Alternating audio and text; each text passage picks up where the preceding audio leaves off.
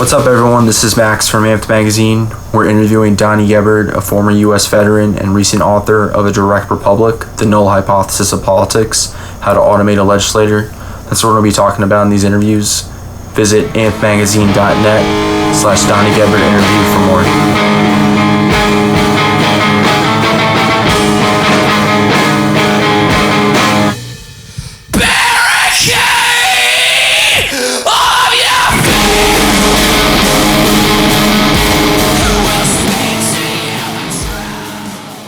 You don't have to be, you can be courageous but not abrasive in some sense. And I will tell you, you need to be ready to go all the way to abrasive anyway.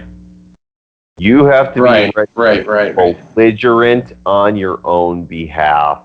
And that, honestly, and just to be frank, that's what's going to be required. There's a bunch of mouthy children out there who claim they have the right to have qualified immunity to shoot you.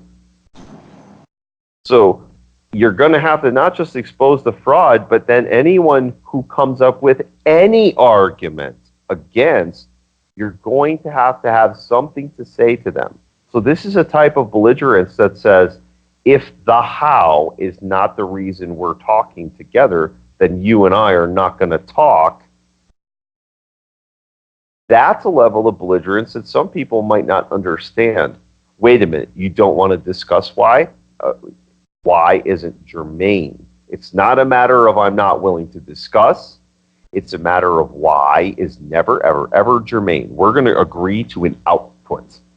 Think of the system we're about to do is going to be an output, a circuit board. We want the light to come on over there.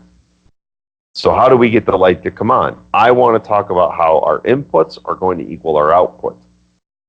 And as long as that's the system that we're assembling, I'm interested in the output. Because when you tell me why I need cops and then I get ones with qualified immunity that can shoot me, I got news for you.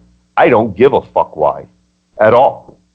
Every why argument you have boxed up in your head, you take it and you stick it your fucking ass. If you do not know how to accomplish this, get off of the stage now. The end. That level of belligerence, look at that human being and throw them the fuck out. The end.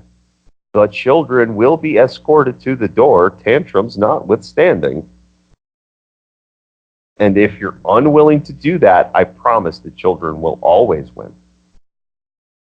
Not just sometimes, because they will find the argument that will eventually be whined into existence. But why can't we do it this way? Because that's not how it fucking works, and you don't know how. There's a reason no one gave AOC any money to become a congressman until they needed something. They needed a child who didn't have enough money to go to Washington when it came time. So they needed a face, and they needed an idiot, and they needed a mouthpiece. So they went and found someone of marginal everything, and then funded her to be the face of something. But she obviously doesn't know what she's doing.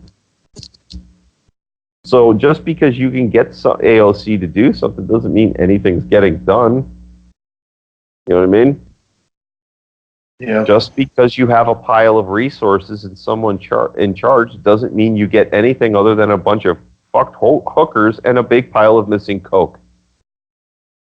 It doesn't mean that you have this de facto. And then when this stuff is gone, all you're going to be able to do is shoot the fucked out coke boy. That's all you got.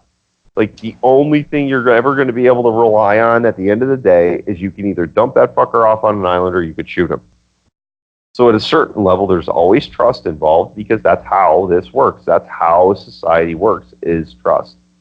So you have to start working in a society of trustlessness where the systems handle the trust and the humans, not so much. See, that's something I don't think people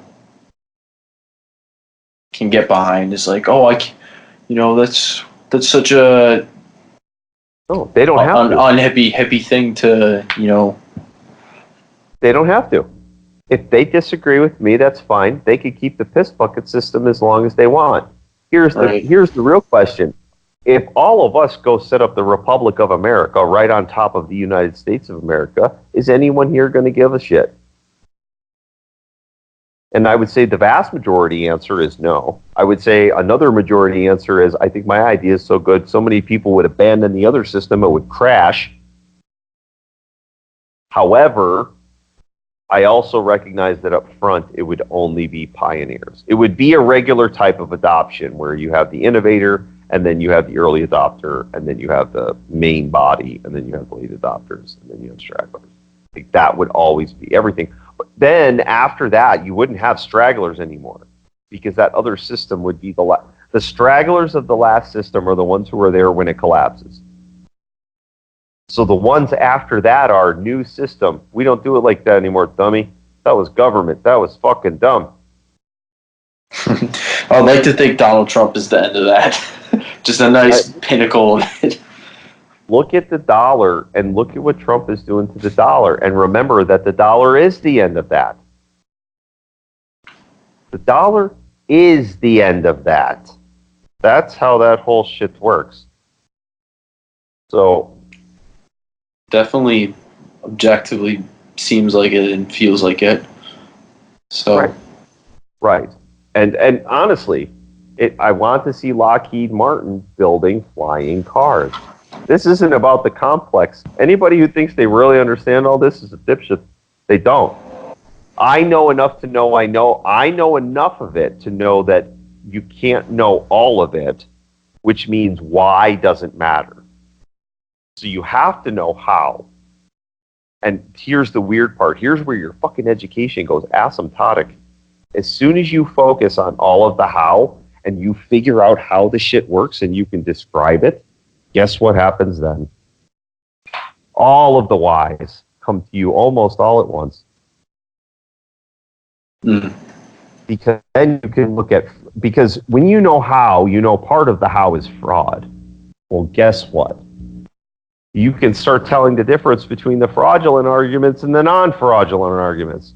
You can start telling the difference between the professional arguments and the amateur arguments because you know how. So all of a sudden, because you took the time to know how, why doesn't matter anymore. Interesting little fun fact. Yeah, that's it's like a little bite-sized like way to kind of very easily understand the being a child and an adult. Like, the child's asking why, and, you know, the adult's kind of figuring out how, and it's not really caring about the why. Yep, very much that. I think that's And honestly, my big takeaway. it's the child arguments. If anybody who knows what they're doing is in charge of this, none of us would be reacting this way because the results would be wildly different. We would be getting ergonomic and successful results without massive expenditures and undue pissing and moaning. And it's literally the opposite of all of that. So and then you could say, okay, it's Republicans or Democrats. No, it isn't. It's neither. The whole system is designed to do this.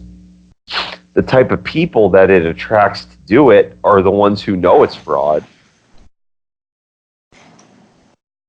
So then you get some of the lawyers in there who understand fraud really well and then have enough character to try to not perpetuate it.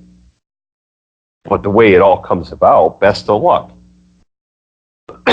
It's way easier to put your candidate in the White House than it is to get a genuine candidate from the people into the White House. So Yeah, that's the truth. So now we either say the White House needs to not exist, or we need to fix the way that the White House is populated. And the White House isn't a good idea anyway. So, therefore, right, when you know how, it all becomes a schematic. Well, I think that's a pretty good place to end it. I'll just I'll stop recording soon, Don, and we can just like wrap it up after. But do you want to say, you know, for the audience where people can find you and all that jazz? My website is the nullhypothesisofpolitics.com. I have several podcasts on there. This one will be linked as soon as I get a link. And the book is free. It's on Amazon. It's on Nook. I will be getting a PDF up, and anybody who wants to steal the book, replace the cryptocurrency addresses, put your name in there, and then broadcast the book. I don't care if your marketing works better than mine, then go ahead. But you better know what step 2 is, because it looks like a piece of software. So all I'm saying is, anybody who can spread the word and you can capitalize on the marketing, that's fine. Go ahead. Step 2 is software. So if anybody's going to give you money, you better know what step 2 is. But you could take the book and spread it, market the shit out of it. I don't care. Tell everybody you know, get it into the hands of people who understand what they're doing. And I don't like, the telephone game actually works really good. If you have a political friend, just give it to him. Give it to your dad and give it to your political friend. And that's it. And it's free. So it's easy to do. And then you've done your good deed for the day. The 2 people in your life who are the most savvy with politics are now on top of a book that's savvy about politics. You could talk to them in 6 weeks. Don't worry about it. It's not like it happens overnight, but I would encourage everybody to get in the mindset of DIY. Don't let someone else do it for you because they're just trying to steal from you. And learn to do stuff for yourself and stand up for yourself, because other people will turn you into their own prosperity, and you don't deserve that. Nobody deserves that. But, I've seen how legal systems and religious systems are used against people who don't read so well. And I'm done with that. And this is how you do that. This is how you can train a population in their own legal self-defense, but then you also have a system that doesn't go on the offensive. That's it.